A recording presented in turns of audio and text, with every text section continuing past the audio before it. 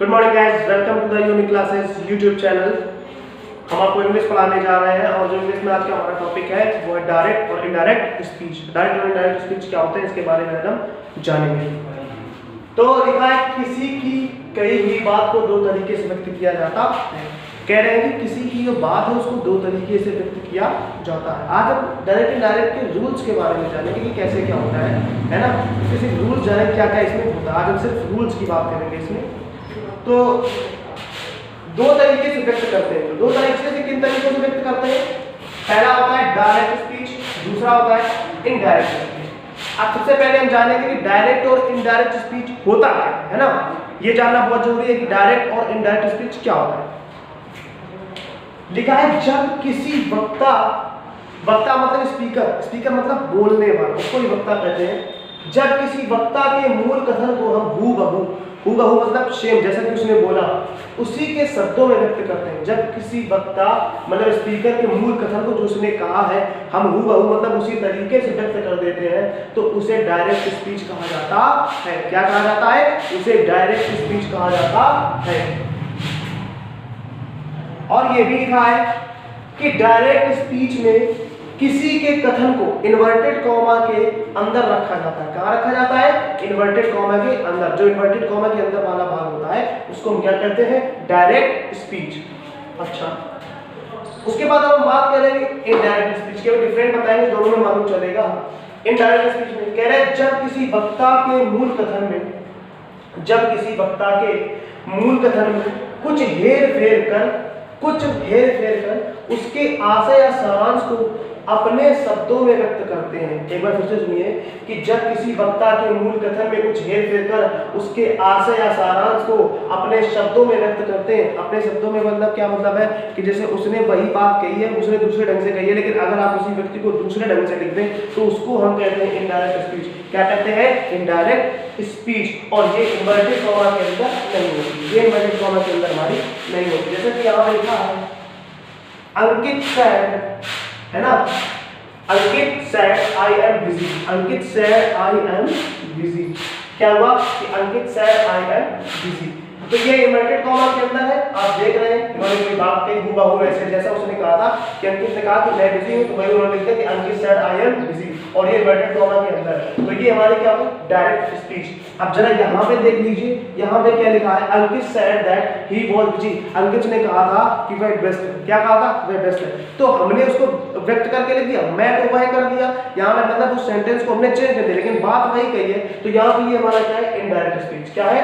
Indirect speech. ये है direct speech और ये है हमारी इनडायरेक्ट स्पीच। अच्छा, अब जो डायरेक्ट इनडायरेक्ट करते हैं, जो डायरेक्ट इनडायरेक्ट स्पीच होती है उनमें बहुत सी चीजें होती हैं। बहुत सी चीजें क्या मतलब जैसे तीन प्रकार से मुख्य चीजें होती हैं।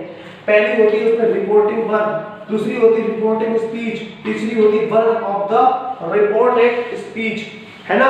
अब तीनों के बारे में जानेंगे। सबसे पहले हम जानेंगे रिपोर्टिंग वर्ब के बारे में। किसके बारे में जानेंगे हम? रिपोर्टिंग वर्ब के बारे में। लिखा है इन्वर्टेड कॉमा के बाहर जो सेंटेंस रहता है, इन्वर्टेड कॉमा के बाहर जो सेंटेंस रहता है उसके वर्ब को रिपोर्टिंग स्पीच कहा जाता है। एक बार फिर से सुनिए कि इन्वर्टेड कॉमा के बाहर जो सेंटेंस रहता है उसके वर्ब को रिपोर्टिंग वर्ब कहा जाता है। जैसे यहाँ पे लिखा है Ram sad I am fine. आप देख सकते हैं कि ये चीज इन्वर्टेड कॉमा के बाहर है और ये इन्वर्टेड कॉमा के अंदर है। तो मैंने बाहर की बात की थी ना कि इन्वर्टेड कॉमा के जो बाहर होता है, तो इन्वर्टेड कॉमा के बाहर यहाँ पे राम सैड है। अब यहाँ पर जो सैड है, यहाँ पे एक ही वर्ब लगी है, वो हमारी सैड। तो यहाँ पर जो सैड है वो हमारी क्या है? Reporting verb. क्या है हमारी यहाँ पर? Reporting verb.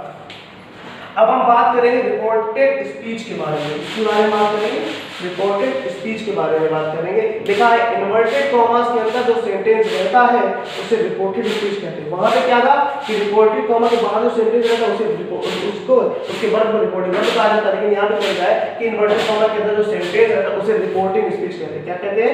Reporting speech. अच्छा एक चीज देखिए, मोहन सैड, ये इन्वर्टेड कॉमा के बाहर है। आई एम बिजी, ये हमारे इन्वर्टेड कॉमा के अंदर है। तो यहाँ पर जो आई एम बिजी है वो रिपोर्टिंग स्पीच है। क्या है हमारी? रिपोर्टिंग स्पीच है हमारी। अच्छा, तीसरा है verb of the reported speech. क्या है? जो रिपोर्टेड स्पीच है उसकी वर्ब किसको कहते हैं ना, वो होती है verb of the reported speech. यहाँ पे लिखा है इसमें प्रयोग किए गए वर्ब को वर्ब ऑफ रिपोर्टिंग स्पीच कहा जाता है। इसमें प्रयोग किए गए वर्ब को वर्ब ऑफ रिपोर्टिंग स्पीच कहा जाता है। जैसा कि यहाँ पे लिखा है सोनी सेड टू पिंकी। अभी मैंने आपको बताया कि इन्वर्टेड कॉमा के अंदर जो होता है उसको रिपोर्टेड स्पीच कहते हैं ना। तो यहाँ रिपोर्ट तो ये रिपोर्टेड स्पीच होगी। और जो लाइक है हमारी ये वर्ब है। क्या है हमारी? वर्ब। तो ये हमारी क्या होगी? Verb of the reported speech. क्या होगी हमारी? Verb of the reported speech.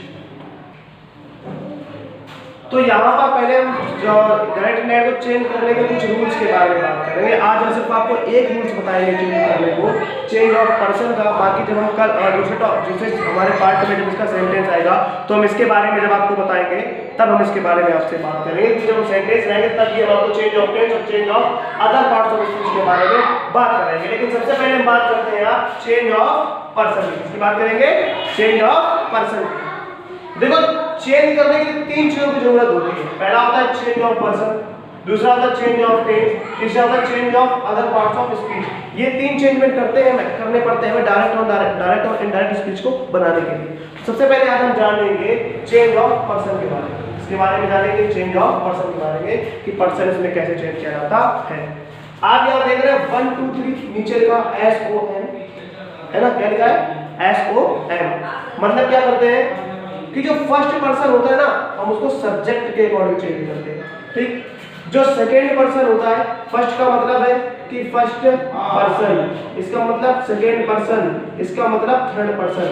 हम जो हमारा फर्स्ट पर्सन होता है उसको सब्जेक्ट के अकॉर्डिंग चेंज करते हैं।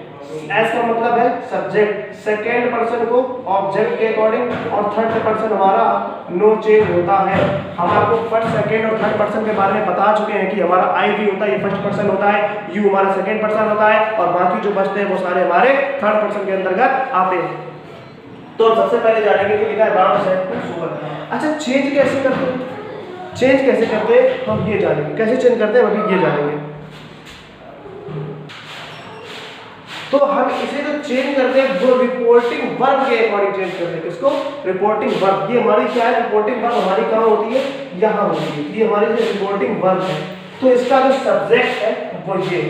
अगर हमें यहाँ पे आई मिला है मतलब यहाँ पे, तो हम इसको रिपोर्टिंग वर्ब के सब्जेक्ट के अकॉर्डिंग, मतलब इसका जो सब्जेक्ट है इसके अकॉर्डिंग इसको हम चेंज करेंगे। अगर हमें कोई सेकेंड पर्सन मिला है तो रिपोर्टिंग वर्ब के ऑब्जेक्ट होता है ये होता है हमारा रिपोर्टिंग इसका ऑब्जेक्ट, रिपोर्टिंग वर्ब का ऑब्जेक्ट। तो हम इसको रिपोर्टिंग वर्ब के ऑब्जेक्ट के अकॉर्डिंग चेंज करेंगे, है ना। और अगर हमारा यहाँ पे कोई थर्ड पर्सन मिला है यहाँ पे हमें, तो हम उसे चेंज नहीं करेंगे क्योंकि थर्ड पर्सन हमें कोई मिला है जैसे शी ही इट, तो उसको हम चेंज नहीं करेंगे क्योंकि थर्ड पर्सन हमारा नो चेंज होता है। तो आज हमने आपको डायरेक्ट इनडायरेक्ट बहुत थोड़े से रूल्स बताए हैं। ये थोड़े रूल्स इसलिए बताए हैं ताकि आप इनको अच्छे से समझ लें, ताकि जो आपका जो कल से जो रूल स्टार्ट होगा ताकि आपको आगे की चीजें समझ में आ सके। क्योंकि हो सकता है कि आपको इसके बारे में बिल्कुल भी नॉलेज ना हो, इसलिए इसको वीडियो को देखिएगा, बार बार देखिएगा वीडियो को। अगर कुछ भी समझ में नहीं आ रहा तो मैं कमेंट बॉक्स में जरूर बताएं, है ना। तब तक के लिए सुरक्षित रहें। Thank you. जय हिंद।